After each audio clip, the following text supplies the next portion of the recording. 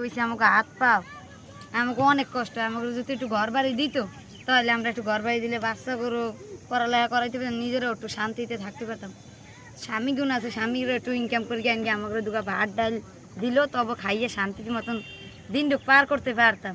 এত কষ্ট হয় যে আমাকে এই নৌকার মধ্যে থাকতে দেয় না কোডুক জায়গার মধ্যে কি লইয়া থাই অনেক কষ্ট হয়। দেন রোদ্দুরের মধ্যে রাঁধতে পারতো অনেক কষ্ট হয়। দেন এই যে কম্বলটা আনাইছে এই বাচ্চা গুণ কি সুন্দর হয়েছে দেন রোদ্দুরের মধ্যে থাইকে সব পুড়কে গেছে পোলায় অনেক কষ্ট হয়। আমাকে যদি একটু ঘর দিতে তাহলে তবে তো জাহানটা শান্তির মতন থাকতে পারি। কোনো ইনকাম হয় না। এই 50 টাকার মাছ কিনে আনছে ওই দেখে কি দিয়ে রাঁধ খাইতেও ঠিক মতন 2 বেলা একটু ভালো বলি খাইতেও পারি না।